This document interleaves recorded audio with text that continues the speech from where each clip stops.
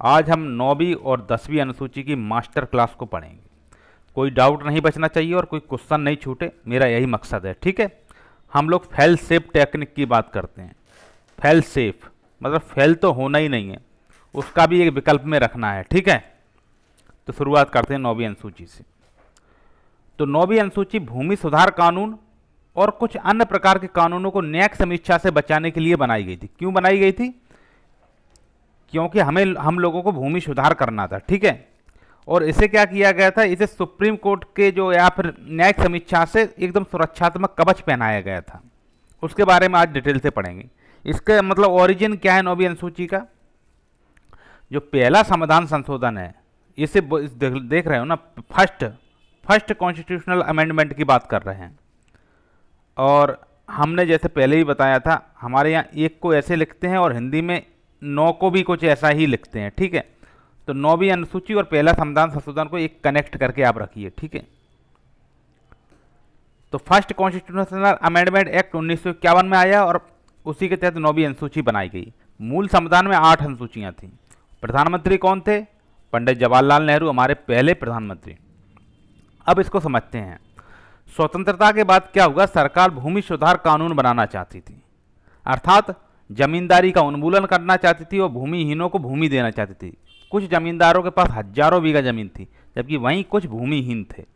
तो हमारा लोकतांत्रिक सरकार का क्या काम था? सबको समान स्तर पर रखना। ठीक है, तो क्या होगा, जमींदार पहले से ही पैसा वाले लोग थे, तो वो उनके लिए सुप्रीम कोर्ट और हाई कोर्ट जाना कोई बड़ी बात नहीं थी। पैसा था, खर्च करते थे। ठीक है, तो इन लोगों ने सुप्रीम कोर्ट और हाई कोर्ट जाकर जो सरकार ने जो भूमि सुधार से संबंधित कानून बनाए थे, उनमें को सुप्रीम कोर्ट में चुनौती दी। ठीक है, और किस आधार पर चुनौती दी? तो फंडामेंटल राइट अर्थात मौलिक अधिकारों के आधार पर, मौलिक अधिकार के आधार पर। ठीक है, और कौन कौन से मौलिक अधिकार में? एक अनुच्छेद 14, अनुच्छेद 19 और अनुच्छेद 31। इन 3 आर्टिकल्स के तहत इनने सुप्रीम कोर्ट में जाके कहा कि सरकार क्या है, हमारा देश स्वतंत्र है, तो इसका मतलब सब लोगों को इक्वलिटी का अधिकार है, किसी के साथ भेदभाव नहीं होना चाहिए। लेकिन ये तो हमारी ज़मीन छीन रहे हैं, तो मतलब हमारे साथ तो भेदभाव हो रहा है। आर्टिकल 19 में कहा कि हमारी फ्रीडम को ख़त्म कर रहे हैं। आर्टिकल 31 में कहा कि हमारी प्रॉपर्टी राइट को ख़त्म कर रहे हैं। उस समय अनुच्छेद 31 जो था, तो क्या है, आर्टिकल जो 31 था वो पहले मौलिक अधिकार में ही था। ठीक है, लेकिन 42वां संशोधन 1976 के तहत इसे मौलिक अधिकार से हटा दिया गया। अब ये बताइए, जो संपत्ति का जो अधिकार है 42वां संशोधन से हटाकर हम लोगों ने अभी किस आर्टिकल में से शिफ्ट किया है? कमेंट में आंसर दीजिए। ठीक है, अब क्या हुआ, सुप्रीम कोर्ट ने क्या किया, जमींदारों के पक्ष में चला गया। अब सरकार ने जो कानून बनाया था वो सब अदालत की समीक्षा में पहुंच गए। तो नेहरू जी बहुत परेशान हो गए। नेहरू जी परेशान हुए तो नेहरू जी के ने से 9 का जन्म हुआ। ने से 9 का जन्म हुआ, ऐसे आप याद रखिए। 9वीं अनुसूची नेहरू जी ने, और पहला संविधान संशोधन पहले प्रधानमंत्री ने। ठीक है, अब 9वीं अनुसूची का जन्म हुआ। तो कैसे हुआ? जो आर्टिकल 31B था, 31B था, इसने 9वीं अनुसूची की नींव रखी। अब 31B में क्या प्रावधान है? यदि कोई कानून 9वीं अनुसूची में रखा गया तो वह अवैध घोषित नहीं हो सकता, केवल इस आधार पर कि वह फंडामेंटल राइट का उल्लंघन कर रहा है। यानी कि फंडामेंटल राइट को 9वीं अनुसूची से नीचे रखा गया। अब आप समझिए, देखिए इसे ऐसे लिखा जाता है, ये हमने लिख दिया फंडामेंटल राइट FR। ठीक है, इस पे 9वीं अनुसूची को वरीयता दे दी गई, मतलब ये वाला निशान लगा दिया कि 9वीं अनुसूची को वरीयता दी गई फंडामेंटल राइट पे। ठीक है, इनका कहने का मतलब था, अगर हम कोई सब्जेक्ट 9वीं अनुसूची में डाल देते हैं तो वो फंडामेंटल राइट के आधार पे कि वो फंडामेंटल राइट का उल्लंघन करती है, संपत्ति के अधिकार को नहीं देख रही, स्वतंत्रता और समानता की बात नहीं कर रही है, इस आधार पर उसे किसी में कोर्ट में चुनौती नहीं दी जा सकती। समझ गए आप लोग? तो अब आपके दिमाग में एक बात गई कि 9वीं अनुसूची में हम कुछ भी विषय डाल दें, वो न्यायिक समीक्षा में नहीं आएंगे, उन्हें कोर्ट में चुनौती नहीं दी जा सकती। किन आधारों पर? फंडामेंटल राइट्स के उल्लंघन के आधार पर। ठीक है, अब क्या हुआ, नेहरू जी ने इसमें क्या किया, नेहरू जी ने इसमें 13 भूमि सुधार कानून को डाला। लेकिन हमारी जो बात की सरकार आई, उनने कहा ये तो बहुत बढ़िया अनुसूची है कि हम जो मर्जी कुछ भी करते रहें और 9वीं अनुसूची में डाल देंगे तो सुप्रीम कोर्ट कुछ कर नहीं पाएगा, हमारा हाई कोर्ट कुछ कह नहीं पाएगा हमसे, क्योंकि वो हम 9वीं अनुसूची में डाल दिए। तो ऐसे कर करके आज हमारे संविधान में, आज हमारी 9वीं अनुसूची में 13 कानून थे, वो 284 प्लस कानून है, 284 प्लस। ठीक है, शुरुआत में इसमें कौन से कानून डाले जाते थे? भूमि सुधार से, क्योंकि जमींदारों के पास हजारों हजार बीघा जमीन थी, गरीबों को बांटना था। धीरे धीरे अब हम लोगों ने इसमें औद्योगिक और कृषि सुधार के अन्य कानून भी जाड़े, साथ ही साथ सामाजिक आर्थिक समानता से जुड़े बहुत से कानूनों को 9वीं अनुसूची में डाल दिए। इससे 284 प्लस कानून हो गए। शुरुआत में कितने कानून डाले गए थे? 13 कानून डाले गए थे। ठीक है, 113। ठीक है, अब क्या हुआ, कोर्ट ये बात समझ गया। ठीक है, तो कोर्ट में शुरुआत से ही मामले जा रहे थे, तो 9वीं अनुसूची और कोर्ट के जो कुछ मामले हैं उनके बारे में समझते हैं। आज की डेट में स्थिति ये है कि 9वीं अनुसूची में डाले गए कानून बेसिक स्ट्रक्चर के अंतर्गत आते हैं, तो हम आगे समझते हैं कैसे कैसे बेसिक स्ट्रक्चर बना। तो पहला मामला, अगर आप पहले से पढ़ रहे होंगे तो आपने सुना होगा, शंकरी प्रसाद केस था, शंकरी प्रसाद। ठीक है, शंकरी प्रसाद। और ये कब आया? तो 1951 में ही आया था। और हमारी 9वीं अनुसूची कब बनी थी? ये भी 1951 में बनी थी। ठीक है, अब इसमें क्या मामला था क्या? इसमें पूछा गया था, क्या फंडामेंटल राइट्स को संशोधन से बदला जा सकता है? मतलब हमारे जो मौलिक अधिकार हैं भाग 3 में अनुच्छेद 12 से 36 तक जो दिए गए हैं, उन्हें फंडामेंटल राइट को संशोधनों संबंध आर्टिकल 368 के तहत जो संसद संशोधन करती है उनके तहत बदला जा सकता है।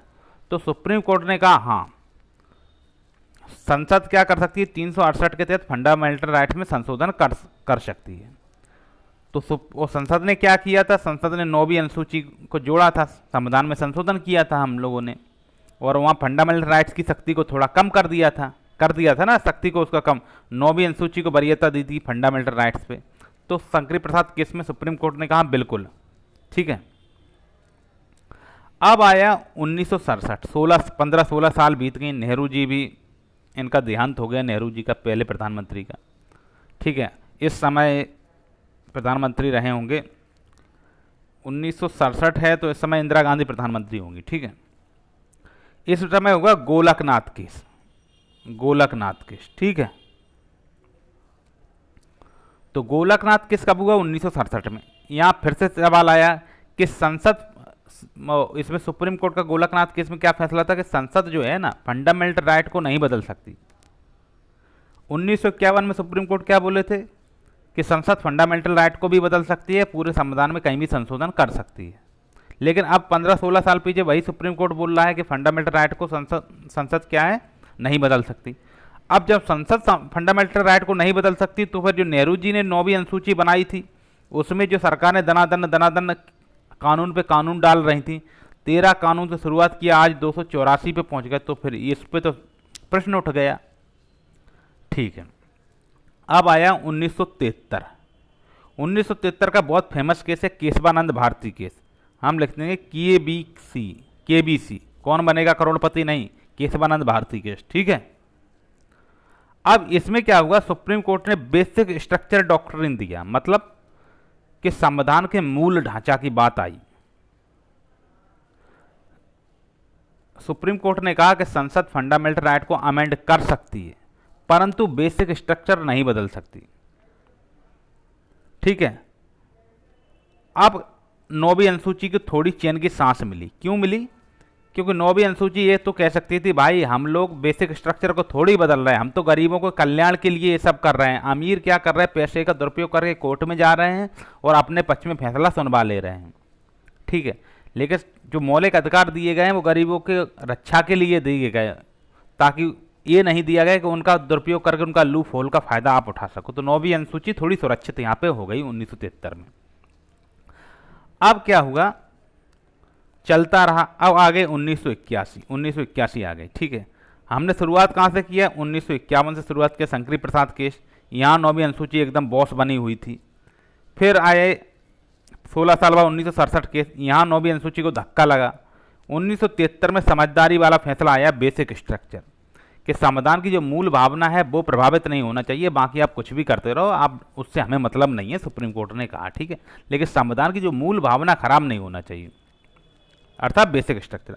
फिर आया 1981, 30 साल बीत गए, 1981 आया। 30 साल में एक केस आया बामन राव केस, ठीक है। इसमें सुप्रीम कोर्ट ने कहा कि 24 अप्रैल 1973 को केशवानंद केस की ये वाला 73 वाला केस है, ये कब आया? 24 अप्रैल को। ये कौन कह रहा है? 1981 केस में सुप्रीम कोर्ट खुद कह रहा है कि ये केस 24 अप्रैल को आया, ठीक है। केशवानंद केस की तारीख है 24 अप्रैल 1973। उस तक के जितने भी कानून आपने 9वीं अनुसूची में डाले, हम सबके सब वैध कर दे रहे हैं, ठीक है, कोई दिक्कत नहीं है। लेकिन उसके बाद जो कानून आप 9वीं अनुसूची में डालेंगे उनकी हम न्यायिक समीक्षा करेंगे, अर्थात जुडिशियली रिव्यू उसका होगा, समझ गए। तो सुप्रीम कोर्ट खुद जिस संशोधन की 24 अप्रैल का 1973 की बात बता रहा है, अर्थात केशवानंद भारती केस, तो सोचो कितना इंपॉर्टेंट केस होगा ये। और सुप्रीम कोर्ट ने एक कब कहा था? 1981 में बामन राव केस में कहा, ठीक है, कि 24 अप्रैल 1973 से पहले के सभी कानून न्यायिक समीक्षा से बाहर हैं, उसके बाद के जो कानून आएंगे उनकी न्यायिक समीक्षा की जा सकती है। किस आधार पर करेंगे? कि बेसिक स्ट्रक्चर, संविधान की मूल भावना को प्रभावित ना करें, ठीक है। अब मामला यहाँ थोड़ी शांत पड़ जाएगा। अब आता है 2007 आ गया, 2007 आ गया, ठीक है। आप लोगों का सबका जन्म हो चुका था तब तक, ठीक है। उस समय एक केस आया IR कोहेलो केस। ये IR इंटरनेशनल रिलेशन की बात नहीं हो रही, ये IR कोहेलो केस है, ठीक है, बहुत फेमस केस है ये भी। अब सुप्रीम कोर्ट का निर्णायक फैसला आया कि 24 अप्रैल 1973 के बाद जो भी कानून 9वीं अनुसूची में डाले गए हैं, यदि वे फंडामेंटल राइट और बेसिक स्ट्रक्चर का उल्लंघन करेंगे तो न्यायिक समीक्षा के दायरे में रहेंगे, ठीक है। ये दोबारा से सुप्रीम कोर्ट ने कहा है। मतलब क्या हुआ? मतलब ये हुआ कि 9वीं अनुसूची को जो फंडामेंटल राइट पर वरीयता दी थी इस साइन से, हमने इस साइन से, अब वो संदेह के घेरे में आ गई। यानी कि 9वीं अनुसूची की जो एब्सोल्यूट इम्यूनिटी थी, ये जो एब्सोल्यूट इम्यूनिटी थी वो कंडीशनल इम्यूनिटी में आ गई है। मतलब इसे ऐसे समझिए, ये है 9वीं अनुसूची, ये है फंडामेंटल राइट। पहले तो निसंदेह ये बड़ा था, लेकिन अब ये नीचे एक ये निशान लग गया। जब ये निशान लग जाता है तो क्या मामला बराबर का फंस जाता है। लेकिन ये भी बात नहीं हुई। ये बात ये हो गई कि 9वीं अनुसूची में ये उल्टा ये हो गया कि 9वीं अनुसूची फंडामेंटल राइट्स से बच भी सकती है यदि वो बेसिक स्ट्रक्चर का उल्लंघन नहीं कर रही है। तो फिर तो सरकार के बनाया हुआ कोई भी कानून जो 9वीं अनुसूची है, कोई भी कानून यदि सरकार बनाती है, यदि वो संविधान का उल्लंघन नहीं कर रही, बेसिक स्ट्रक्चर का उल्लंघन नहीं कर रही, तो वो सुरक्षित है आर्टिकल 368 के तहत। अब 9वीं अनुसूची में कुछ ऐसी बात नहीं रह गई, अर्थात उसकी एब्सोल्यूट इम्यूनिटी जो थी वो कंडीशनल इम्यूनिटी में बदल गई। मतलब अब वो फंडामेंटल राइट पे सुपर नहीं रही है कि भाई कुछ भी 9वीं अनुसूची में डाल दो चल जाएगा। नहीं भाई, आप जो डालोगे वो जुडिशियल रिव्यू उसका होगा 24 अप्रैल 1973 के बाद के जो भी कानून हैं उनका, ठीक है। अब आते हैं आज की स्थिति क्या है, इस पे समझते हैं। 2007 के बाद आ गए अपन 2025 में, ठीक है। तो आज की स्थिति समझ लेते हैं। तो 1973 से पहले के कानून है वे पूरी तरह से सुरक्षित हैं। 24 अप्रैल 1973 के बाद के कानून हैं उन्हें आज हम बेसिक स्ट्रक्चर के आधार पर उनकी जुडिशियल रिव्यू हो सकती है। यानी कि 9वीं अनुसूची का जो एकदम इम्यूनिटी थी कि भाई ठीक है, एब्सोल्यूट इम्यूनिटी थी, एब्सोल्यूट उसकी खत्म हो गई, अब कंडीशनल चीज पे आ गए हैं, ठीक है। मतलब धरातल पे आ गई है 9वीं अनुसूची। अब 9वीं अनुसूची से रिलेटेड आपसे कुछ क्वेश्चन पूछे जाएंगे, तो उनका आंसर आपको कैसे देना है ये समझ लेते हैं। कि 9वीं अनुसूची संविधान का मूल हिस्सा है, बताइए। तो आंसर इसका आएगा कि नहीं, यह जो है ना संविधान का मूल हिस्सा नहीं है, बल्कि इसे फर्स्ट अमेंडमेंट एक्ट 1951 से जोड़ा गया था, ठीक है। दूसरा क्वेश्चन थी, इसमें केवल भूमि सुधार कानून आते हैं? नहीं भाई, शुरुआत में जरूर भूमि सुधार कानून डाले गए थे, लेकिन आज इसमें भूमि सुधार के साथ कई अन्य प्रकार के कानून, जैसे उद्योग से संबंधित, आरक्षण से संबंधित, सामाजिक आर्थिक सुधार से संबंधित कानून इसमें डाले गए हैं। इसका मतलब ये सिर्फ लैंड रिफॉर्म से संबंधित नहीं रह गई है। 284 कानून जो आज डले हैं वो क्या सभी के सभी लैंड रिफॉर्म से संबंधित थोड़ी हैं? नहीं है। तीसरा क्वेश्चन क्या है कि 9वीं अनुसूची के सभी कानून न्यायिक समीक्षा से बाहर हैं। हाँ, 9वीं अनुसूची के सभी कानून न्यायिक समीक्षा से बाहर हैं यदि वो 24 अप्रैल 1973 से पहले के हैं तो। 24 अप्रैल 1973 के बाद के कानून न्यायिक समीक्षा से बाहर नहीं है। बेसिक स्ट्रक्चर के आधार पर उनकी न्यायिक समीक्षा हो सकती है। अनुच्छेद 31 भी अब प्रासंगिक है कि नहीं है? अनुच्छेद 31 भी अभी भी प्रासंगिक है यदि वो एब्सोल्यूट इम्यूनिटी को वो नहीं करता है। ठीक है, बेसिक स्ट्रक्चर का उल्लंघन नहीं करे तो। ठीक है, अब आप सोच रहे होंगे सुप्रीम कोर्ट ने ऐसा क्यों किया। सुप्रीम कोर्ट ने ऐसा इसलिए किया कि हमारी जो सरकारें हैं कई बार विवादास्पद कानूनों को भी जुडिशियली स्क्रूटनी से बचाने के लिए 9वीं अनुसूची में डाल देती थी। ठीक है, और ये बात सुप्रीम कोर्ट समझ चुका था। देखो उस टाइम पे क्या, नेहरू जी के टाइम पे क्या थे, वो नेहरू जी खुद संविधान निर्माता थे। उस टाइम पे उनकी बात अलग थी, उनकी सोच भी एक ऐसी थी कि सबको पता था कि ये जमींदार लोग क्या कर रहे हैं, अपने पैसे का दुरुपयोग कर रहे हैं, सुप्रीम कोर्ट में जा रहे हैं। उससे पता क्या है, हम भूमि सुधार के काम नहीं कर पा रहे थे, भूमि को बांट नहीं पा रहे थे। लेकिन बाद में क्या हुआ, ये सरकारें क्या करने लगी, सुप्रीम कोर्ट में या जुडिशियल रिव्यू से बचाने के लिए उसका दुरुपयोग करने लगी थी। तो उसके दुरुपयोग को रोकने के लिए सुप्रीम कोर्ट ने 24 अप्रैल 1973 का नियम लगाया कि 73 से पहले जो भी थे सब हमारे संविधान निर्माता थे, वो सब अच्छे काम किए। अब उन्हें लगने लगा कि अब इसका दुरुपयोग हो रहा है, तो इस पर कंडीशनल इम्यूनिटी इसकी कर दिया कि बेसिक स्ट्रक्चर का उल्लंघन नहीं होना चाहिए। ठीक है, देखिए वही बात लिखा है। अब तक यह मान्यता थी कि संविधान की 9वीं अनुसूची में सम्मिलित कानूनों की न्यायिक समीक्षा नहीं की जा सकती, लेकिन 11 जनवरी 2007 को संविधान पीठ के एक निर्णय द्वारा यह स्थापित किया कि 9वीं अनुसूची में सम्मिलित किसी भी कानून को इस आधार पर चुनौती दी जा सकती है कि वह मौलिक अधिकारों का उल्लंघन करता है तथा उच्चतम न्यायालय इस कानूनों की समीक्षा कर सकता है। ये वही वाला केस है वाला जब आपका जन्म हो गया IR कोएहलो वाला। ठीक है, अब हम पढ़ेंगे 10वीं अनुसूची। ये लिखा है मात्र एक लाइन में है, समझ लीजिए। 10वीं अनुसूची संविधान में 52वें संशोधन 1985 के द्वारा जोड़ी गई और इसमें दल बदल से संबंधित प्रावधान है। लेकिन दल बदल कितनी बजे खिचड़ी है आपको पता नहीं। यहाँ से क्वेश्चन ऐसे ऐसे बनते हैं कि आप सोच नहीं सकते। तो ये 52वां संविधान संशोधन 1985 कब हुआ था? राजीव गांधी के टाइम पे हुआ था। क्यों हुआ था अब हम इसे समझते हैं। ठीक है, तो 10वीं अनुसूची है एंटी डिफेक्शन लॉ, दल बदल विरोधी कानून से संबंधित है। कब जोड़ी गई? 52वां संविधान संशोधन 1985 के तहत। इसका काम क्या है? इसका लक्ष्य है कि हम दल बदल को रोकेंगे, अर्थात डिफेक्शन को रोकेंगे। और डिफेक्शन को क्यों रोकेंगे? ताकि राजनीतिक स्थिरता बनी रहे। राजनीतिक स्थिरता क्यों जरूरी है? लोकतंत्र के लिए। जब स्थिर सरकार होगी तभी उसकी जवाबदेही हम कर सकते हैं। मतलब जवाबदेही सरकार कब होगी? जब वो स्थिर होगी। आज आई कल गिर गई सरकार तो वो क्या जवाबदेही सरकार होगी? नहीं होगी। इससे हम पार्टी होपिंग को भी रोक रहे थे। अच्छा, दल बदल, पार्टी होपिंग मतलब दल बदल, बहुत ही दल बदलू चीजें होने लगी थी, उसे समझ लेते हैं काफी डिटेल से। तो स्वतंत्र भारत जो अब हमारा हुआ था 15 अगस्त 1947, उसके बाद 1970 के दौरान आया राम गया राम जो है ना, उसकी संस्कृति इतनी फैल गई थी कि जिसे कहा नहीं जा सकता था। एक उदाहरण इसका दिया जाता है कि हरियाणा के एक विधायक थे, क्या नाम था उनका? विधायक थे गयालाल। अब विधायक का नाम गयालाल था या फिर हर बार वो चले ही जाते थे, उनने इनका नाम गयालाल क्यों पड़ा था? ऐसे समझ लीजिए 14 दिन में, मतलब एक पखवाड़े में इनने कितनी पार्टी? 3 पार्टी बदल डाली थी।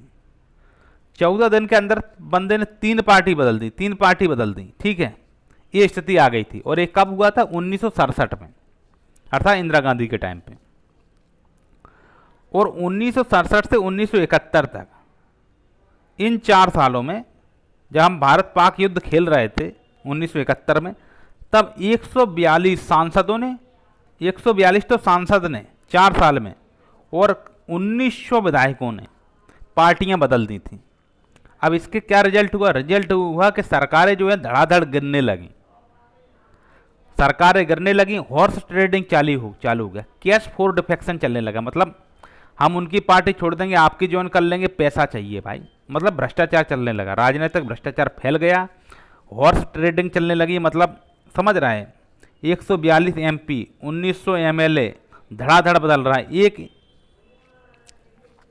एक तो ये गयालाल जी ने क्या किया, एक ऐसे विधायक थे हरियाणा के, 14 दिन में 3 पार्टियां बदल दी, मतलब एक नहीं दो नहीं 3 पार्टियां, ठीक है। तो इसे तो रोकना था। तो राजीव गांधी जी ने क्या किया, 52वें संविधान संशोधन 1985 के तहत 10वीं अनुसूची लाए, ये वाली अनुसूची लाए, और इसमें दल बदल से संबंधित प्रावधानों का उल्लेख इनने किया है, ठीक है। अब इसके बारे में हम कुछ अनुच्छेद वगैरह देख लेते हैं। अब ये बताइए, ये जो है 10वीं अनुसूची, ये केवल राज्यों मतलब केवल केंद्र सरकार में अर्थात संघीय दिल्ली की सरकार पर ही लागू होती है, या फिर राज्यों के विधानमंडलों के विधायक सदस्यों पे भी लागू होगी? तो ठीक है, जैसे कि पता है गयालाल विधायक थे, तो विधायकों को भी कंट्रोल में करना था, ठीक है। तो आप समझिए केंद्र और राज्य दोनों में लागू हैं, ठीक है। अब इसके लिए क्या किया, 10वीं अनुसूची लाए और 2 अनुच्छेद, 102 का 2 और 191 का 2, ठीक है। 102 का जो 2 था वो संसद पे लागू होगा, ठीक है, और 191 का 2 राज्य विधानमंडल के लिए था, ठीक है। अब इसमें 10वीं अनुसूची इन्हीं के आधार पर क्या करती है, डिफेक्शन को परिभाषित करती है। देखिए हमारा संविधान में क्या है, जो 52 से 151 आर्टिकल हैं, ये हमेशा केंद्र सरकार की बातें करते हैं, केंद्र की, और 152 से 237 तक, 52 से 151 केंद्र सरकार, 152 से 237 तक जो है ना, वो राज्यों की सरकारों की बातें करते हैं। तो आप हमें मतलब कभी भी आप पूछ लेना, आर्टिकल 140 कौन सा होगा, हमेशा से संघ की बात हो रही होगी, हमेशा संघ की बात हो रही होगी। राज्य की बात जब होगा जब 152, 153 मतलब 190, 200 ऐसे करके 237 तक राज्यों का है, ठीक है। तो जो 102 आया वो संघ के लिए था अर्थात सांसदों के लिए था, और 191 आया वो राज्य के लिए था अर्थात राज्य के विधायकों के लिए था, ठीक है। अब क्या होगा, इसमें डिस्क्वालीफाइड कब होगा कोई सदस्य, मतलब ऐसा है, आपने किससे, कांग्रेस से चुनाव लड़ा कांग्रेस से, और आप सांसद बन गए या विधायक बन गए और पार्टी छोड़ दी आपने, तो आप डिस्क्वालीफाइड हो जाएंगे, ठीक है। एक बात, अब कांग्रेस से आपने चुनाव लड़ा, आप सांसद बन गए, और कांग्रेस ने क्या किया, कांग्रेस पार्टी ने आपको व्हिप जारी किया, व्हिप मतलब एक निर्देश होता है, व्हिप जारी करती है, ठीक है। और आपने क्या किया, या तो व्हिप का उल्लंघन कर दिया, उनने कहा कि भाई हमें इस मतलब ए नाम के सदस्य को वोट देना है, आपने बी नाम के सदस्य को वोट दे दिया, एक बात। दूसरी बात, आप मतदान देने ही नहीं गए और पार्टी की अनुमति आपने ली नहीं, कांग्रेस पार्टी की अनुमति आपने ली नहीं, आप मत देने गए ही नहीं, ठीक है, तो आप डिस्क्वालीफाइड हो जाएंगे। दो सदस्य हो गए, एक तो आपने स्वैच्छिक रूप से पार्टी छोड़ दी तो आप डिस्क्वालीफाइड होंगे, दूसरी व्हिप का उल्लंघन कर दिया तो आप डिस्क्वालीफाइड होंगे, मतदान से अनुपस्थित हुए तो डिस्क्वालीफाइड हो जाएंगे, एक बात। तीसरी बात, आप क्या हुआ, आप निर्विरोध मतलब ऐसे चुने गए, ऐसे समझिए स्वतंत्र सदस्य नहीं होते किसी पार्टी से, नहीं, वो क्या बोलते हैं उसे, मतलब निर्दलीय सदस्य आप चुने गए, और आपने क्या किया, चुनाव तो निर्दलीय जीता, तो आपकी जनता ने ना तो बीजेपी को वोट दिया, ना कांग्रेस को वोट दिया, ना आरजेडी जेडीयू को, आपको वोट दिया आपकी जनता ने। लेकिन आप बाद में देख रहे हो कि बीजेपी मजबूत है, आपने बीजेपी ज्वाइन कर ली, तो आप क्या है, डिस्क्वालीफाइड हो जाएंगे यहाँ पे, ठीक है। 3, अब क्या है, जो नॉमिनेटेड मेंबर होते हैं, जैसे सचिन तेंदुलकर थे, नॉमिनेटेड मेंबर हैं, ठीक है। मान लो कोई नॉमिनेटेड मेंबर है, जिसे जैसे राज्यसभा में क्या होता है, राष्ट्रपति 12 सदस्यों को निर्वाचित करता है ना, वो मनोनीत करता है। अच्छा, किस आर्टिकल के तहत मनोनीत करता है, 80 के 1 के तहत मनोनीत करता है, ठीक है। राज्यसभा में 12 सदस्यों का, अब मनोनयन इनका हुआ, क्या हुआ, आप मनोनीत हो गए 80 के 1 के तहत, ठीक है। अब 6 महीना तक आप किसी भी पार्टी में सदस्य नहीं बने, लेकिन बाद में आपको धीरे धीरे आपके विचार में क्या हुआ, कुछ राजनीतिक उथल पुथल हुई कि भाई हम भी इस पार्टी में बनेंगे, अब हम भी मंत्री मुख्यमंत्री बन सकते हैं। आपने 6 महीने के बाद यदि कोई पार्टी ज्वाइन कर ली, आप किसी पार्टी के पक्ष में चले जाते, 6 महीने के बाद ज्वाइन कर लेते हैं, तो अब भी आप डिस्क्वालीफाइड हो जाएंगे, भले ही आपको राष्ट्रपति द्वारा नामित क्यों नहीं किया गया हो, ठीक है। तो क्या है, 4 शर्तें हैं, एक तो आप स्वैच्छिक रूप से पार्टी से छोड़ दो, एक, दूसरा आप पार्टी के व्हिप का उल्लंघन कर दो, तीसरा आप निर्दलीय सदस्य चुने गए थे, और निर्दलीय चुने जाने के मतलब इनमें देखो, इनमें कन्फ्यूजन होती है लोगों को, एक एक तो होता है निर्दलीय, जैसे अभी यहाँ पूर्णिया के सांसद पप्पू यादव हैं, वो निर्दलीय हैं, ठीक है। एक निर्दलीय होता है, एक मनोनीत होता है। तो मनोनीत के लिए ये कहा गया कि आप 6 महीने में किसी न किसी पार्टी में जाइए 6 महीने के अंदर। लेकिन निर्दलीय से क्या कहते हैं, आप कभी भी किसी पार्टी को ज्वाइन नहीं कर सकते। अगर आप निर्दलीय चुनाव जीते हैं तो कभी भी, मतलब उस चुनाव की अवधि में 5 साल तक जब तक आप रहेंगे तब तक आप किसी भी पार्टी को ज्वाइन नहीं कर सकते। यदि आपने किसी पार्टी को ज्वाइन कर ली तो आपकी सदस्यता खत्म हो जाएगी, ठीक है। लेकिन इसके कुछ एक्सेप्शन हैं। एक्सेप्शन ये था कि मान लो कोई पार्टी है, बहुजन समाज पार्टी है, बहुजन समाज पार्टी है, उसके 1/3 सदस्य समाजवादी पार्टी में चले जाते हैं। ऐसे उदाहरण देकर समझा रहा हूँ, ये रियलिटी भी है, हम आपको बताएंगे, एक केस स्टडी बनाएंगे इसकी एक अच्छी। तो 1/3 सदस्य को समाजवादी पार्टी में चले जाते हैं ये, तो इसे क्या माना जाएगा, इसे स्पिल्ट माना जाएगा। देखो स्पिल्ट ऐसे होता था, 1/3 सदस्यों की अनुमति थी शुरुआत में, लेकिन क्या हुआ, बाद में ये महसूस किया गया जो 1/3 सदस्य हैं इससे भी मतलब सरकार स्थिर नहीं हो पा रही, इतने पर भी स्थिर सरकार नहीं हो रही। तो आया 91वां संशोधन 2003 में। 2003 में हमने संविधान में फिर संशोधन किया और हमने जो 1/3 सदस्यों को स्पिल्ट की जो अनुमति थी उसे खत्म कर दिया। हमने कहा आप 1/3 का स्पिल्ट नहीं हो सकता आपका, मतलब कोई पार्टी है उसके 100 सदस्य हैं, 100 सदस्य हैं, उसमें से 33 सदस्य यदि चाहें तो अलग पार्टी बना सकते थे। लेकिन 2003 में कहा गया नहीं भाई ये गलत है, इससे भी बहुत सरकार स्थिर नहीं हो पा रही। मतलब किसी भी पार्टी के 1/3 सदस्य, तो मतलब क्या होता है, आप कोई भी पार्टी उठा के देख लेना, कोई भी पार्टी, हर पार्टी में ये उनका गुट है, ये उनका गुट है, ऐसे करके गुटबाजी होती है ना पार्टी के अंदर भी। तो क्या हुआ था, जब सुप्रीम लीडर से, उस पार्टी के सुप्रीम लीडर से जब उनकी गुटबाजी नहीं चलती तो 1/3 सदस्य उठा के वो अलग पार्टी बना लेते थे और उस पार्टी की सरकार गिर जाती थी। तो 2003 में 91 संशोधन के तहत इसे भी हम लोगों ने कंट्रोल किया है, बंद करा दिया, ठीक है। आज की व्यवस्था ये है कि केवल मर्जर अलाउ है। मर्जर मतलब क्या है, आप बीएसपी के सदस्य हैं तो आप समाजवादी पार्टी में मर्ज हो सकते हैं, लेकिन कितने सदस्य जाना पड़ेगा, 2/3। मतलब किसी पार्टी ने 100, मतलब किसी पार्टी के 100 विधायक हैं तो उसमें से 66 विधायक, 66 मतलब 67 विधायक मान के चलिए, 67 विधायक यदि दूसरी पार्टी में जा रहे हैं तो कोई दिक्कत नहीं है, कोई दिक्कत नहीं मानी जाएगी। लेकिन 67 से कम 65, 64, 63 विधायक जा रहे हैं तो फिर उनकी डिस्क्वालीफाइड हो जाएंगे, इस बात पे कि उनने दल बदला है अपना। क्योंकि दल बदल क्यों बताइए, जब हम निर्दलीय सदस्य को, वो निर्दलीय चुनाव जीत रहा है तब आपको कोई पार्टी ज्वाइन नहीं करने दे रहे हैं। तो आप जो बीएसपी मायावती के हाथी से चुनाव जीत रहे हैं, और मायावती के हाथी से चुनाव जीत के इनका अखिलेश यादव की साइकिल में जा रहे हैं आप, तो ये तो फिर पब्लिक के साथ, जिन लोगों ने आपको वोट देकर चुनाव है उनने तो हाथी के लिए चुना था, आप साइकिल के साथ जा रहे हैं, तब तो बहुत दिक्कत है। तो फिर क्या है, 2/3 सदस्य जा रहे हैं तो फिर इसे मान लिया जाएगा, ठीक है।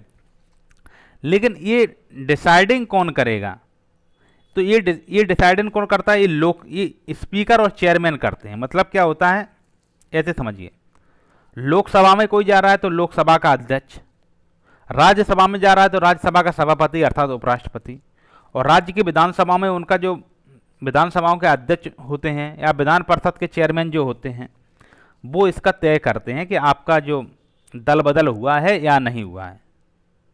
लेकिन सबसे बड़ा फैसला ये है कि भाई स्पीकर भी तो किसी न किसी पार्टी से चुनाव लड़ते हैं। अब सामने वाला पार्टी का कोई सदस्य स्पीकर की ही पार्टी में आ गया तो स्पीकर तो कहेंगे दल बदल हुआ ही नहीं। अब समस्या ये है कि स्पीकर का फैसला न्यायिक समीक्षा से बाहर माना जाएगा कि नहीं माना जाएगा, इसको अब हम समझते हैं, ठीक है। लेकिन इसके न्यायालय वाले पार्ट में जाने से पहले मैं आपको 2-4 चीज़ें थोड़ी अलग से बताना चाहता हूँ। देखो इसमें समस्या क्या है, एक तो हम समस्या देखते हैं और कुछ सुझाव देखते हैं। समस्या और सुझाव। समस्या देखिए क्या है, बताता हूँ आपको। स्पीकर जो है उसकी भूमिका निष्पक्ष नहीं रहती, पहली समस्या। स्पीकर, कोई रूलिंग पार्टी का दबाव स्पीकर पे बना रहता है, ठीक है। दूसरा देखिए, दूसरा ये लेजिस्लेचर का जो विचार था, अर्थात freedom of speech in legislature.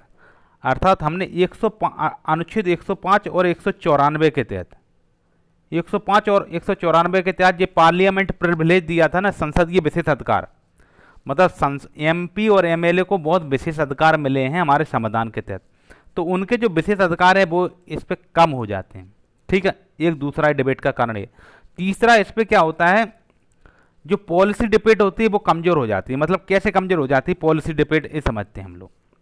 अब देखिए, मान लो बीजेपी ने क्या किया, बीजेपी ने ये किया, क्या किया था, तो वक्फ बोर्ड है, वक्फ बोर्ड है ना, मुस्लिम का जो वक्फ बोर्ड होता है, इस पे बीजेपी कानून बनाई। ठीक है, अब बीजेपी का कोई एमपी है, सांसद है, वो मुस्लिम है, वो मुस्लिम है, अगर वो बीजेपी की वक्फ बोर्ड की पॉलिसी से संतुष्ट नहीं है, तब भी वो बीजेपी के खिलाफ नहीं जा सकता, क्योंकि यदि वो बीजेपी के खिलाफ जाएगा तो विप का उल्लंघन माना जाएगा, और विप का उल्लंघन माना जाएगा तो उसकी सदस्यता रद्द हो जाएगी। मतलब बीजेपी का कोई विधायक मुस्लिम है और वक्फ बोर्ड के समर्थन में है, फिर भी वो बीजेपी के खिलाफ क्यों नहीं जाएगा, अगर जाता है तो उसकी सदस्यता खत्म, क्योंकि उसने विप का उल्लंघन किया है। ठीक है, तो आप समझ गए होंगे इसकी एक समस्या ये है। और हमारे यहाँ जो संसदीय मतलब पार्लियामेंट्री प्रिविलेज हम कहाँ से लिए थे, ब्रिटेन से लिए थे। जब आपको पढ़ाया है तो आप पढ़ लेना जरूर, मेरे पिछले वीडियो जरूर देख लेना आप।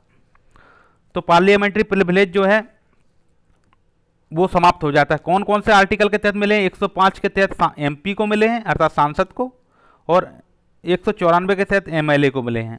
ठीक है, ये जुडिशियली डिले होता है।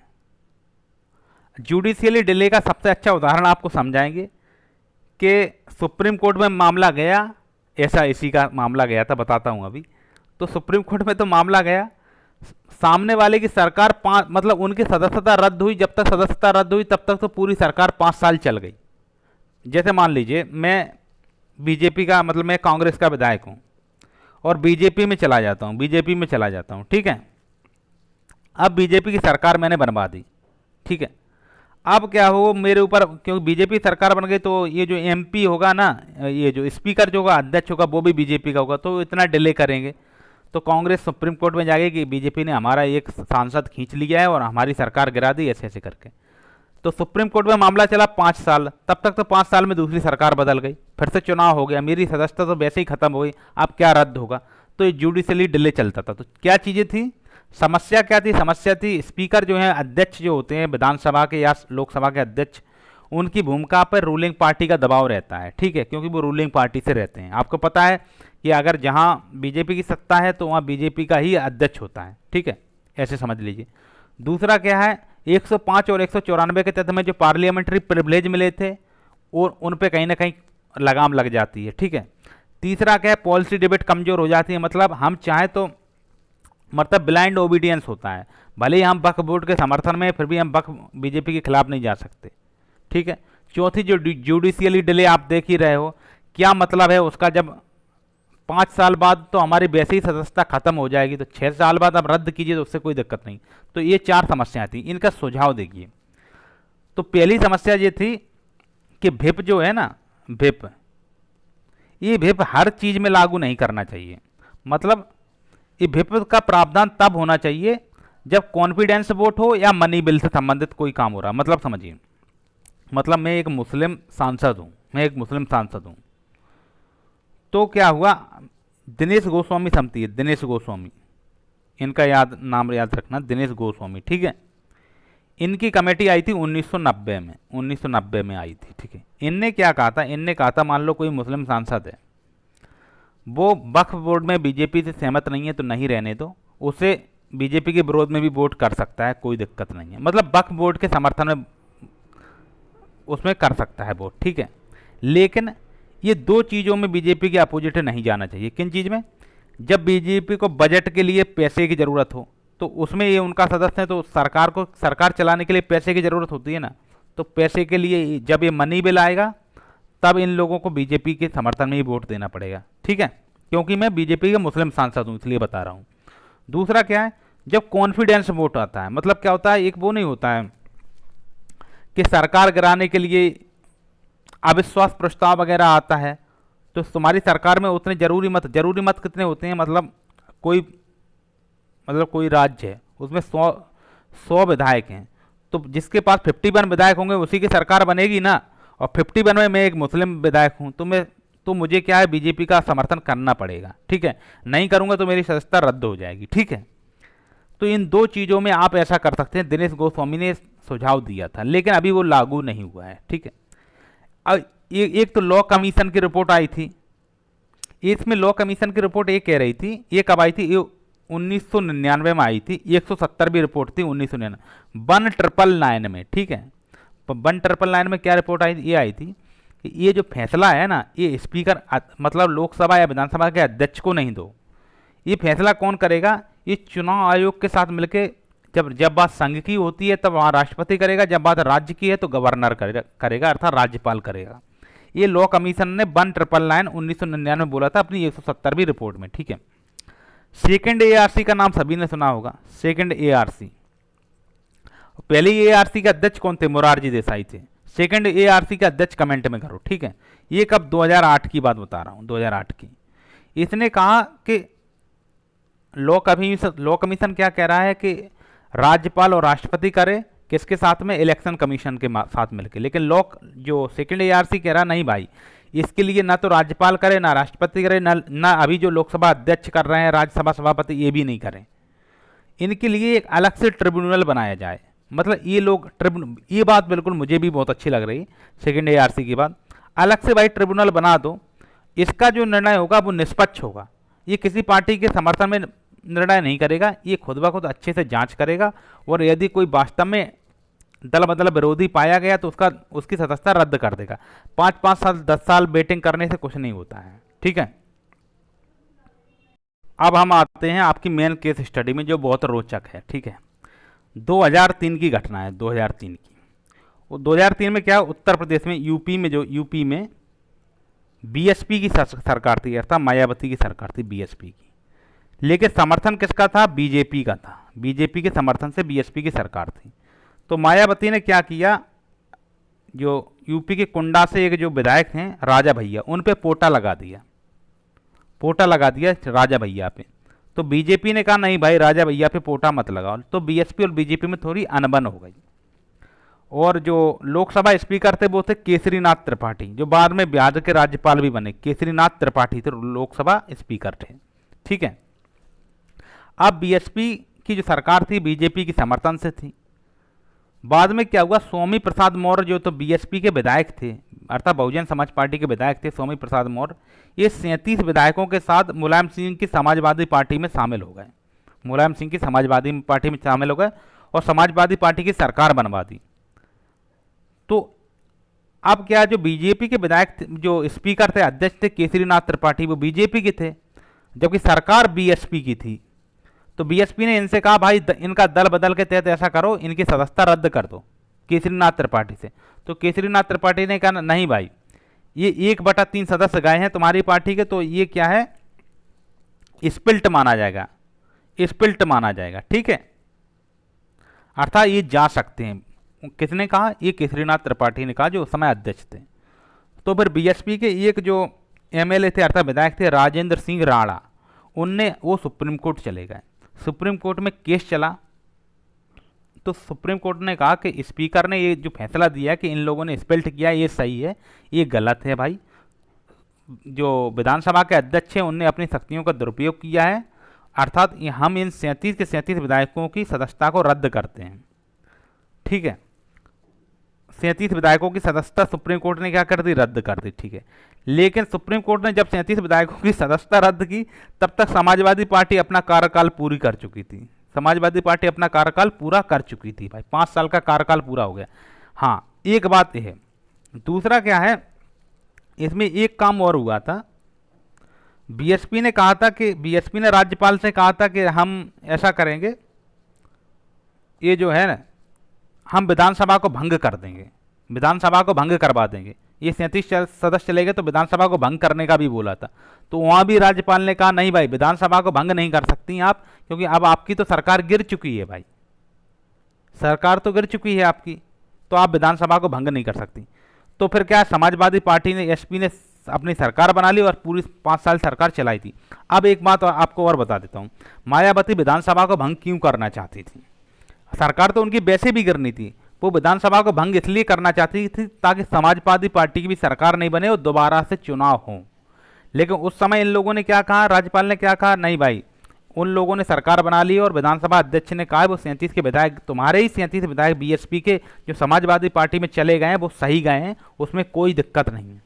ठीक है, तो आप समझ गए होंगे ये होता है लूप होल का फ़ायदा उठाना, एक बात।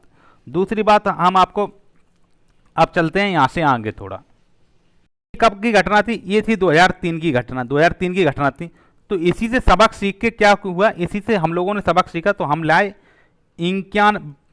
जब पहले राजीव गांधी ने सबक सीखा था तो क्या लाया थे, 52वां संविधान संशोधन 1985 में, वहाँ 10वीं अनुसूची के तहत दल बदल को रोका था। ठीक है, और कौन कौन से आर्टिकल के तहत रोका था बताइए। ठीक है, अब यहाँ हमने 91 संशोधन 2003 में आ गए हम लोग। ठीक है, तो 2003 में 91 संशोधन में आए, यहाँ इनने क्या किया, इनने ये कहा कि 1/3 का जो प्रावधान है ना जाने का, जो केसरीनाथ त्रिपाठी ने कहा हाँ ये सही है, सही है, हम इसको करते हैं, हटाते हैं और स्प्लिट की जगह 2/3 का मर्जर, 2/3 का मर्जर करेंगे। मतलब आपकी जैसे मायावती की पार्टी के 100 सदस्य थे, उसमें से 67 सदस्य यदि एसपी में मिल जाते तो कोई बात नहीं थी, ये हम सही मानेंगे। 67 से कम को हम सही नहीं मानेंगे 100 में से। ठीक है, अर्थात 2/3 सदस्य। कोई पार्टी है उसमें मतलब 300 विधायक हैं किसी पार्टी के, तो उसमें से 200 किसी दूसरी पार्टी में जाके मिल जाते हैं तो कोई दिक्कत नहीं है। 200 से कम जाएंगे तो उसमें क्या होगा, वो जितना भी विधायक जाएगा, मान लो 199 गए तो हम 199 की सदस्यता रद्द कर देंगे। 199 की सदस्यता रद्द हो जाएगी तो फिर से चुनाव होगा। ठीक है, एक बात। दूसरी बात कहा गया, पहले क्या होता था, जो मंत्री है ना, मान लो किसी पार्टी में 100 विधायक हैं, उसमें से 40 तो मंत्री बन गए, 40 तो मंत्री बन गए, ये स्थिति थी। ठीक है, ठीक है। अब इनने क्या किया कि मान लो कोई जैसे एमपी की विधानसभा में 230 सदस्य हैं, 230 सदस्य हैं, तो उसका जो है ना 15% ही मंत्री बन सकता है। अब 230 का 15% आप निकाल लीजिए, तो 100 का 15% 15 होगा, 200 का 15% 30 होगा, और 30 का 15% कितना होगा, 4 मान लीजिए।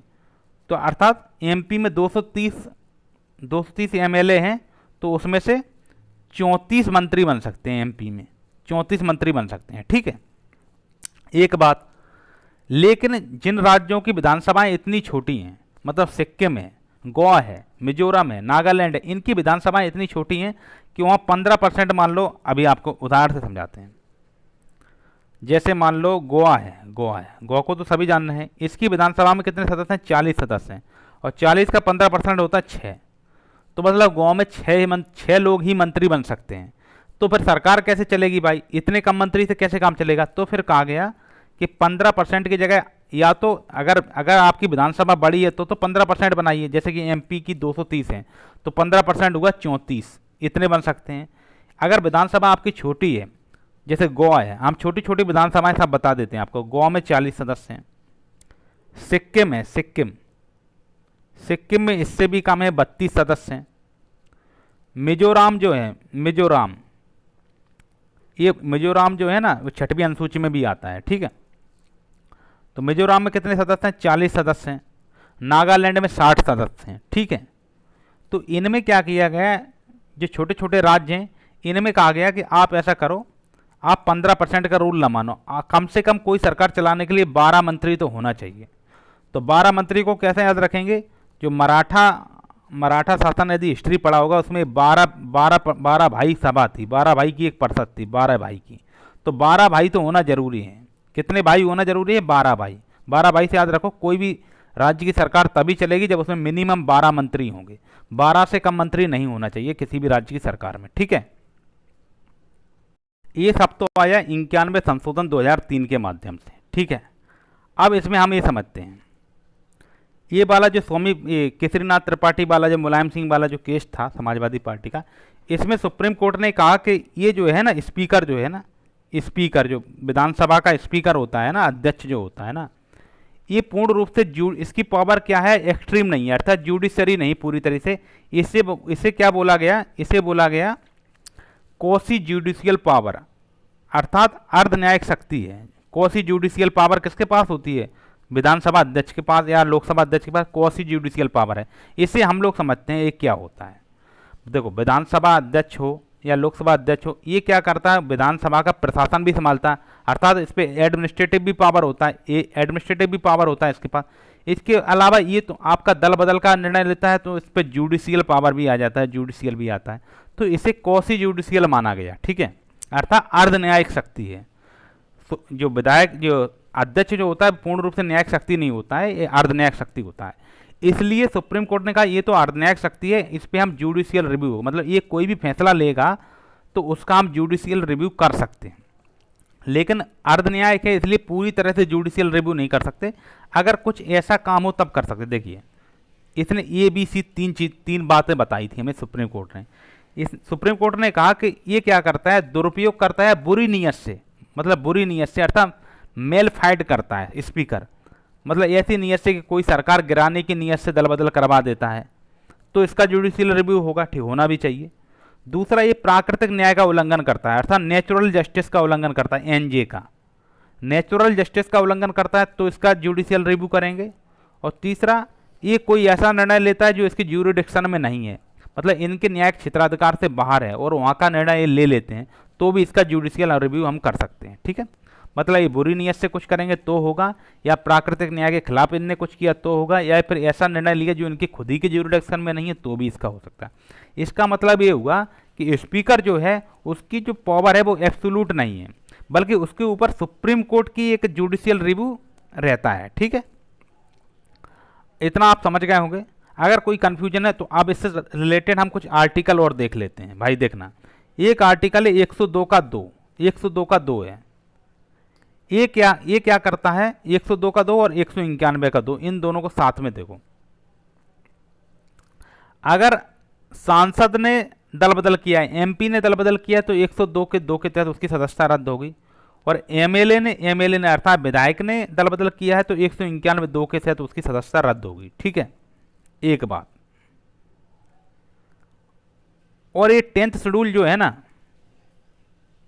ये कहाँ से आया, 52वां संशोधन 1985 के तहत आया, आपको पता है। अब आते हैं एक और आर्टिकल पे, 164 का 1 का B, 164 का 1 का B और 75 का 1 का B, 75 का 1 का B। ठीक है, इसे आप समझ लीजिए। तो पहले हम राज्य वाला आपको बता देते हैं। ठीक है, यदि कोई विधायक है उसने दल बदल कर लिया है तो वो डिस्क्वालीफाई हो जाएगा, डिस्क्वालीफाई हो जाएगा। और किसी मंत्री ने दल बदल किया तो वो डिस्क्वालीफाई हो जाएगा। ये इसमें नहीं है, ये इसमें ये नहीं लिखा है कि डिस्क्वालीफाई हो जाएगा। ये तो 102 2 के तहत, 191 2 के तहत अभी आपको बताया, लेकिन इसमें पता क्या लिखा है, एक बात गजब बात इसमें लिखा है। इसमें गजब बात ये लिखा है कि आप मान लो मैं लालू प्रसाद यादव की RJD पार्टी से विधायक हूँ, तो मैं किस आर्टिकल के तहत डिस्क्वालीफाइड होऊंगा बताइए? तो मैं 191 2 के तहत डिस्क्वालीफाइड होऊंगा। ठीक है, लेकिन अब मैं डिस्क्वालीफाइड हो गया, तो ये जो है ना 164 का 1 B, 164 का 1 B है, ये पता क्या कहता है मुझसे? ये मुझसे ये कहता है कि आप डिस्क्वालीफाई हो गए तो आप मंत्री नहीं बन सकते। जैसे मान लो मैंने RJD छोड़ दी, अब मैं JDU में चला गया, लेकिन मैं डिस्क्वालीफाई कर दिया गया, तो JDU कहेगा क्यों चिंता करते हो भाई, 6 एक जो है ना मैं आपको मंत्री बना दूंगा। तो 164 1 B वहीं आ जाता है। मैं 191 2 के तौर डिस्क्वालीफाई हुआ, सोचा JDU में जाऊंगा, नीतीश कुमार की सरकार में जाऊंगा और मंत्री बन जाऊंगा मैं। तो 164 1 B मेरे रास्ते में रोड़ा बना, उसने मुझसे कहा कि भाई आप मंत्री नहीं बन सकते। तो मैं शॉक्ड हो गया कि भाई मैं मंत्री क्यों नहीं बन सकता? तो उनने कहा भाई तुम डिस्क्वालीफाई हो। तो हमने उनसे पता क्या कहा, हमने उनसे कहा भाई एक बात बताओ आप हमें, हमारे यहाँ संविधान में क्या प्रावधान है कि कोई भी व्यक्ति मंत्री बन सकता है, बशर्ते उसे 6 महीने के अंदर विधानसभा या लोकसभा की जो सदस्यता है वो लेना होगी। संसद की सदस्यता या विधानमंडल की सदस्यता 6 महीने के अंदर लेना होगी। मान लिया कि आज मुझे डिस्क्वालीफाई कर दिया गया है, मैं आरजेडी का विधायक था और मुझे डिस्क्वालीफाई कर दिया क्योंकि मैं जेडीयू में आ गया, पर जेडीयू मुझे मंत्री क्यों नहीं बना सकती है? सामने वाला बंदा तो बना ही सकता है मंत्री, क्योंकि मुझे जो 6 महीना पीछे फिर से चुनाव लड़के विधानसभा की सदस्यता लेनी होगी, ठीक है, नहीं तो मुझे विधान परिषद में मनोनीत किया जा सकता है। तो फिर आप क्यों रोक रहे हैं? तो उसको समझते हैं हम लोग। तो उनने मुझसे पता क्या बोला, उनने मुझसे बोला ठीक है तुम मंत्री बनने की बात बोल रहे हो। हमने कहा ठीक है। उनने कहा एक आर्टिकल है 361 का बी, 361 का बी है, मंत्री तो छोड़िए, आप यदि डिस्क्वालीफाइड हो गए ना, डिस्क्वालीफाइड हो गए तो आप कोई लाभकारी पद पर भी नहीं नियुक्त हो सकते। मंत्री बनना तो छोड़ दीजिए, आप कोई डिस्क्वालीफाइड हो गए तो आप कोई भी लाभ के पद पे, कोई भी ऑफिस ऑफ प्रॉफिट पे नहीं जा सकते हो। तो हमने क्या किया, हमने संविधान उठाया और उन्हें 2 आर्टिकल बताए। 102 का 2, ऐसा करते हैं 102 को 2 को नहीं, पहले उन्हें 2 आर्टिकल हम बताए। हमने क्या संविधान उठाया, उनने क्या हमें 164 बन के बी के तहत रोका था ना हमें, और तो हमने उन्हें दिखाया 164 का 4 दिखाया, 164 का 4 दिखाया। यदि मैं एमएलए हूं तब, और मैं तो नीतीश कुमार की लालू प्रसाद यादव की पार्टी का एमएलए था, ठीक है, और यदि मैं सांसद होता तो इन 75 का बन का बी है ना, 75 का बन का बी, उसका होता 75 का 5, 75 का 5, ठीक है। ये दोनों एक ही बात कह रहे हैं, लेकिन ये सांसद के लिए होता है, एमपी के लिए है, वो ऊपर वाला बात एमएलए के लिए है, ठीक है। ये बात तो एक ही कह रहे हैं, ठीक है, ठीक है। तो हमने 164 का 4 और 75 का 5 दिखाया उन लोगों को, और उनसे कहा देखिए भाई 164 का 4 क्या कह रहा है, यदि कोई आदमी विधायक है, मतलब विधायक नहीं भी है, तब भी वो बिहार की सरकार के में मंत्री बन सकता है। मतलब मैं विधायक नहीं हूँ, मैं आप विधायक नहीं हूँ क्योंकि मुझे आरजेडी से बर्खास्त करवा दिया आप लोगों ने, तो तब भी मैं बिहार में मंत्री बन सकता हूं, क्योंकि 164 के 4 नियम ये है कि 6 महीने तक कोई भी व्यक्ति मंत्री बन सकता है, 6 महीने के बाद उसे विधायक या सांसद का चुनाव जीतना है, ये अनिवार्य हो गया, ठीक है। तो उन लोगों ने कहा भाई पहले मेरी एक बात समझो, ये जो 164 के 4 की जो बात आप कर रहे हो ना, 75 के 5 की बात कर रहे हो कि 6 महीने तक आप विधानसभा के सदस्य, मतलब विधानसभा के सदस्यता ग्रहण किए बिना मंत्री बने रह सकते हैं, ठीक है। मंत्री बनने के लिए कोई भी चुनाव जीतना अनिवार्य नहीं है, मैं आपकी बात मान लेता हूं, ठीक है। लेकिन 164 का जो बन का बी है, 164 का जो बन का बी है ना, इसे मैंने तुम्हारे ही जैसे विधायक और सांसदों को रोकने के लिए बनाया है। मतलब ये जो 164 का बन का बी है, ये भारी पड़ेगा 164 के 4 पे, और 75 का बन का बी भारी पड़ेगा 75 के 5 पे। तो हमने कहा हम कैसे मान लें भाई, ये तो हमारे साथ भेदभाव हुआ। हमने तो लालू प्रसाद यादव की जो आरजेडी पार्टी इसीलिए छोड़ी थी ताकि मैं जेडीयू में मंत्री बन जाऊंगा, लेकिन तुम कह रहे हो 164 बन के बी और 75 के बन के बी के तहत हम कुछ भी नहीं कर सकते, तो ये तो बहुत बड़ी समस्या है हमारे साथ में। तो फिर उनने हमें एक अच्छा उदाहरण दिया और समझाया हमें कि हम आपको समझाते हैं। तो उनने हमें कैसे समझाया, उनने कहा एक बात बताओ, आप जयललिता को जानते हैं? तो हमने कहा ठीक है जानते हैं, वो तमिलनाडु की मुख्यमंत्री रही थी। तो उनने कहा जयललिता जो थी, जयललिता और अटल बिहारी वाजपेयी ने केंद्र में सरकार बनाई थी, ठीक है। तो केंद्र की सरकार क्या हुई थी, जयललिता और अटल बिहारी वाजपेयी के बीच में नहीं बनी, तो उनकी कितने 13 दिनों में कुछ सरकार गिर गई थी अटल बिहारी वाजपेयी की, ठीक है, गिर गई थी। तो 269 वोट तो वाजपेयी के समर्थन में थे और 270 वोट जयललिता, उनने वाजपेयी का साथ छोड़ दिया, इसलिए उनकी सरकार 269 वोट रह गए, जबकि विपक्षी पार्टी के पास 270 वोट थे। मतलब एक वोट के कारण अटल बिहारी वाजपेयी की सरकार गिर गई थी, ठीक है। कब? 99 में। उसके बाद क्या हुआ, उसके बाद 2001 में, तब तक मतलब अटल बिहारी वाजपेयी जो प्रधानमंत्री थे उनकी सरकार गिरा थी, तो जयललिता एक बड़ा चेहरा बन गई। तो तमिलनाडु में ये मुख्यमंत्री के लिए, मुख्यमंत्री इनने कहा अब हम मुख्यमंत्री बनेंगे, तमिलनाडु में हमारी सीटें हैं, हम चुनाव जीत गए हैं, ठीक है। लेकिन क्या है, इन पे पहले से ही भ्रष्टाचार के मामले चल रहे थे, अर्थात ये पहले से ही डिस्क्वालीफाइड घोषित कर दी थी जयललिता को। तो उनने कहा इनका जो डिस्क्वालिफिकेशन है उसकी वजह से सुप्रीम कोर्ट ने इन्हें मुख्यमंत्री नहीं बनने दिया था। और ये कौन सा केस था, ये B R Kapoor versus state of Tamil Nadu, state of Tamil Nadu का केस था। कब का केस था, 2001 का। इसमें क्या हुआ, जयललिता को अयोग्य घोषित कर दिया था कि वे मुख्यमंत्री नहीं बन सकती क्योंकि उन पर करप्शन के चार्जेज हैं। ठीक है, ठीक है, तो उनने हमें इतना समझा। अब उनने हमसे कहा, आप एक बात सुनिए, जयललिता को तो हमने करप्शन के चार्जेज की वजह से डिस्क्वालीफाइड किया था, लेकिन आपको हम दल बदल की वजह से डिस्क्वालीफाइड किए हैं। आप बिहार में लालू जी की पार्टी के विधायक थे, आपको 191 के 2 के तहत हमने डिस्क्वालीफाइड किया। ठीक है, लेकिन आपको जेडीयू में आए हैं फिर भी हम आपको मंत्री नहीं बनने देंगे। क्यों नहीं बनने देंगे, 164 के बन के बी के तहत नहीं बनने देंगे, क्योंकि 164 का बन का बी है, 164 के 4 पे भारी पड़ेगा। ठीक है, एक बात कि कोई भी डिस्क्वालीफाइड व्यक्ति हो वो मंत्री मुख्यमंत्री नहीं बन सकता। आपने जयललिता का उदाहरण सुना है। ठीक है, तो आप भी तो डिस्क्वालीफाइड ही हो ना। जयललिता डिस्क्वालीफाइड थी करप्शन की वजह से, आप डिस्क्वालीफाइड हो दल बदल करने की वजह से। तो कोई भी डिस्क्वालीफाइड व्यक्ति 6 महीने के लिए छोड़ो 6 सेकंड के लिए भी मुख्यमंत्री या मंत्री नहीं बन सकता है। ठीक है, तो इतना अब आपको समझ में आया होगा। एक बात तो इसको हम समझा दिए ना। अब मैं एक एक अनुच्छेद आपको समझाऊंगा। ठीक है, देखो पहले संसद की बात करता हूँ, संसद की जो एमपी है उन लोगों की बात करता हूँ। तो क्या है, 102 के 2 के तहत, 102 के 2 के तहत किसी भी व्यक्ति का दल बदल करता है तो उसकी सदस्यता रद्द हो जाएगी। ठीक है, और विधानसभा में 191 2 के तहत सदस्यता रद्द होगी, विधानसभा की बात हो रही। ठीक है, लेकिन ये कब था, ये था 52वां संविधान संशोधन 1985 वाला। ठीक है, लेकिन अब जो 91वां संशोधन 2003 हुआ ना, इसमें क्या हुआ, इसमें इन्हें रोकने के लिए 75 का बन का भी आया कि डिस्क्वालीफाइड सदस्य मंत्री नहीं बन सकता, और इन्हें रोकने के लिए 164 का बन का भी आया कि डिस्क्वालीफाइड सदस्य जो है मंत्री नहीं बन सकता है। ठीक है, एक बात इतना आपको समझ में आ गया। 102 का 2 है सांसद के लिए और 75 का बन का भी सांसद के लिए, लेकिन ये 2003 में आया नीचे वाला। ठीक है, इतना आप समझ गए होंगे।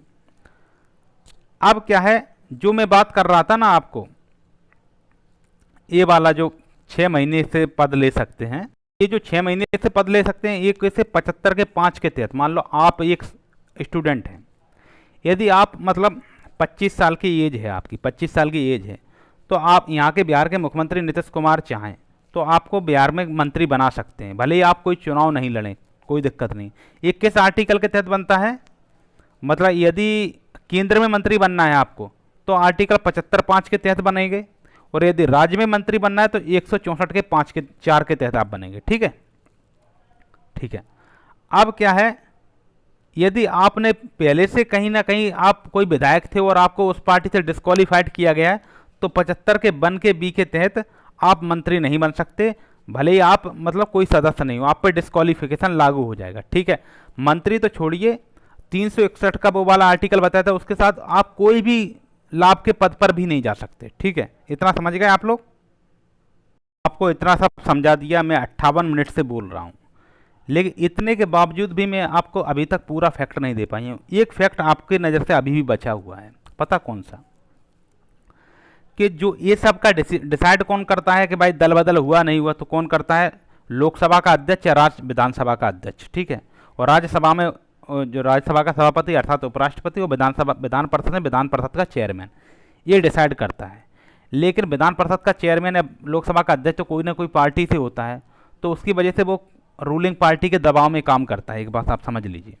ठीक है, तो फिर क्या हुआ, लोकसभा अध्यक्ष की जो शक्ति है इसमें एब्सोल्यूट नहीं है, सुप्रीम कोर्ट का इस पे ऊपर से जुडिशियल रिव्यू कर सकता है सुप्रीम कोर्ट।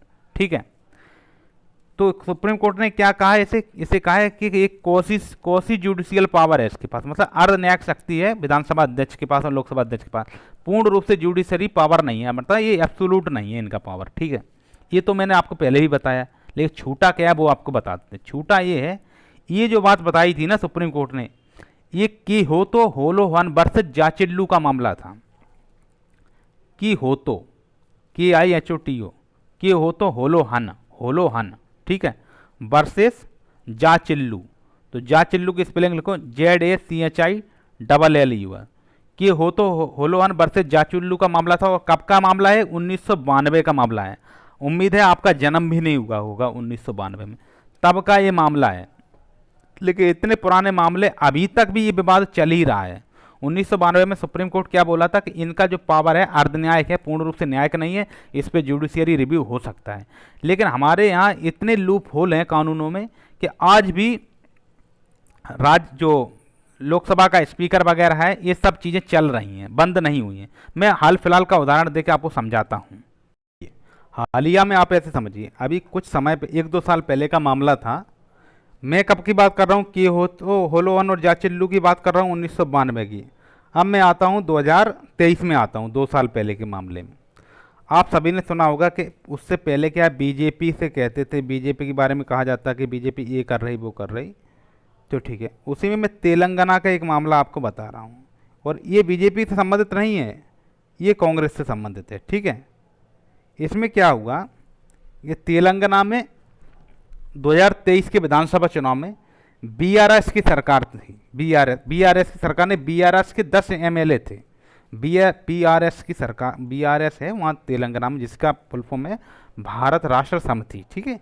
इसके 10 एमएलए ने क्या किया, कांग्रेस में शामिल हो गए, कांग्रेस में शामिल हो गए। तो क्या हुआ, तो बीआरएस ने कहा कि भाई ये तो दल बदल किया है, दल बदल किया अर्थात उनने कहा ये डिस्क्वालिफिकेशन पिटीशन हम लगाएंगे स्पीकर के पास। तो उनने क्या किया, डिस्क्वालिफिकेशन पिटीशन स्पीकर के पास लगा दिया था, विधानसभा अध्यक्ष के पास। अब विधानसभा अध्यक्ष हैं, उनने 7 महीना तक कोई निर्णय ही नहीं लिया, 7 महीना तक कोई निर्णय नहीं लिया। तो बात चली गई सुप्रीम कोर्ट में, बात सुप्रीम कोर्ट में चली गई, सुप्रीम कोर्ट में, कहाँ, एससी में चली गई बात।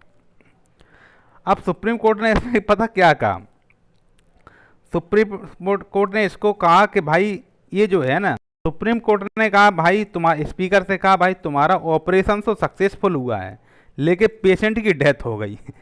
मतलब ऐसे ऑपरेशन का क्या फ़ायदा है जब पेशेंट की डेथ हो जाए। तो फिर सुप्रीम कोर्ट ने कहा ये सब इतने टाइम बाद आप निर्णय नहीं लेते, कर क्या रहे हैं आप लोग, 7 महीना तक आपको पता ही नहीं क्या हो रहा है।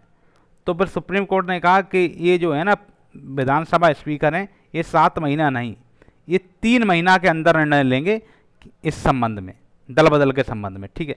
तो मैं कब की बात कर रहा हूँ, 1992 की किहोतो होलोहन वर्सेस जाचिल्लू मामले की बात कर रहा हूँ, जिसमें सुप्रीम कोर्ट ने कहा कि स्पीकर की जो पावर है वो एब्सोल्यूट नहीं है, वो क्वासी जुडिशियल पावर है इनके पास में। यानी कि सुप्रीम कोर्ट इस पर क्या कर सकता है, अपना न्यायिक समीक्षा कर सकता है। लेकिन वही बात 1952 से 30 साल हो गई 2023 को, अभी तक मामला ऐसे ही ऐसा चल रहा है। फिर से सुप्रीम कोर्ट ने कहा कि भाई ये तो ऑपरेशन सक्सेसफुल है, पेशेंट की डेथ हो गई, ठीक है। तो ये बात है। तो 30 साल में अभी तक कुछ भी नहीं हो पाया। फिर सुप्रीम कोर्ट ने कहा आपको 3 महीना के अंदर निर्णय लेना होगा, 3 महीना के अंदर। तो ये अभी भी वर्तमान में भी 2025 में भी अभी भी कुछ भी क्लियरिटी नहीं हुई है कि इसमें क्या होता है क्या नहीं। सरकारें अपने अपने हिसाब से काम कर रही हैं, तो ठीक है। तो मुझे तो सेकंड एआरसी का वो फैसला बहुत सही लगा था कि इसके लिए एक अलग से ट्रिब्यूनल बनाया जाए, ना राष्ट्रपति करे, ना राज्यपाल, ना स्पीकर, इसका स्वतंत्र ट्रिब्यूनल बनाया जाए और स्वतंत्र रूप से दल बदल के बारे में निर्णय होना चाहिए। तो उम्मीद है आपको बहुत चीज़ें समझ में आई होंगी और आपकी परीक्षा हर प्रकार से इसमें कवर हो जाएगा, ठीक है। धन्यवाद। यदि आपको मेरे पढ़ाने का तरीका अच्छा लग रहा है तो चैनल को लाइक करें, सब्सक्राइब करें। यदि कोई सुझाव देना हो तो कमेंट करें, आप कमेंट करते हैं तो उससे मुझे मोटिवेशन मिलता है। धन्यवाद। ईश्वर से प्रार्थना करते हैं आपका जो सरकारी नौकरी या मनचाहा लक्ष्य जरूर मिलेगा, और ऐसे तैयारी करेंगे तो मिलना ही है, ठीक है। तैयारी को जब ऐसे करेंगे, हर एक बिंदु पर हम लोग चर्चा करेंगे तो सफलता तो मिलनी है। समय ज़रूर लगता है, हाल ही हाल कुछ नहीं होता है। आप देख रहे हैं 30 साल से तो कुछ इसमें नहीं हो पा रहा है। हम लोग तो तय रहे हैं कि हम 3 महीना में तैयारी कर लेते। तैयारी 3 महीना में नहीं, 1 साल में तैयारी होती है, ठीक। और 1 साल में हो जाएगा इन्हीं दिनों तक, ठीक है। हम सारा कोर्स इसी तरह से 1 साल में इन्हीं दिनों तक ख़त्म कर देंगे। धन्यवाद।